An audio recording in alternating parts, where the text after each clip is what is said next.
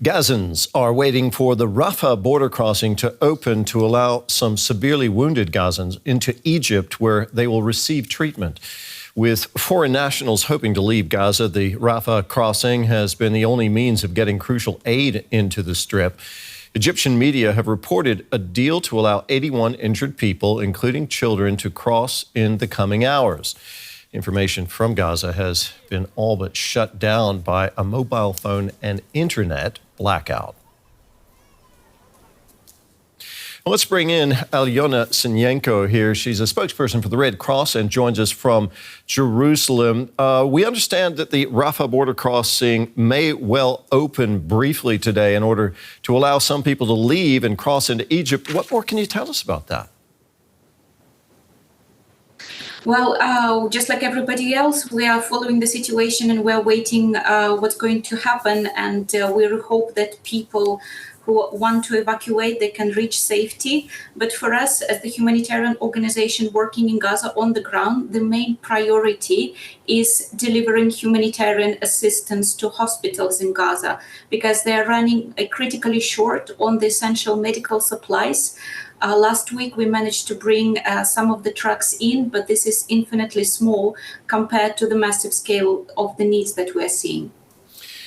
So, Alyona, are you expecting then that opening of if that crossing, the Rafah crossing between Gaza and Egypt does open today, are you expecting more humanitarian aid to flow into Gaza? It's too early for us to tell. We are in constant dialogue and negotiations, trying to bring more supplies in that we have ready and prepositioned. We now have our surgical team that arrived in Gaza and started operating. So yes, we are constantly calling on safe delivery of humanitarian need, on safe humanitarian access for our colleagues to be able to do their work, and also for the necessary supplies to be able to reach the people who are now in a desperate situation. As you know, communications have been cut off to Gaza. How is your staff with the Red Cross coping with this situation on the ground?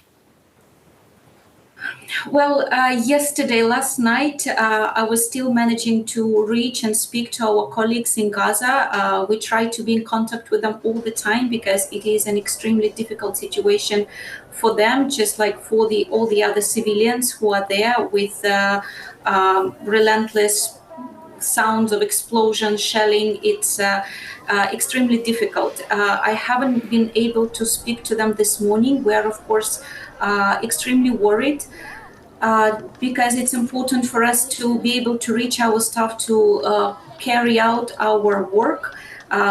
It's impossible to put up a large humanitarian response without the functioning telecommunication lines, but also just for civilians. People need information about how to reach safety.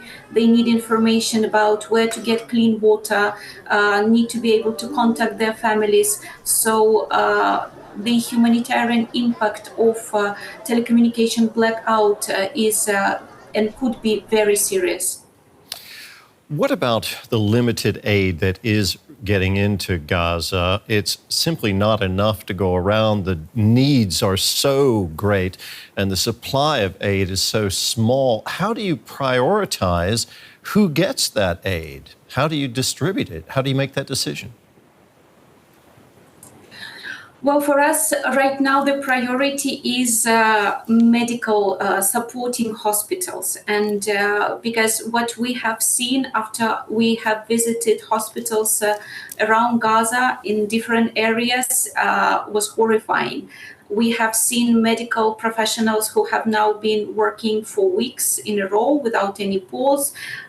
Many of them, they're also in very distressed psychological state, because they don't know if their own family members are safe, and sometimes they find their own family members among the victims that they have to treat.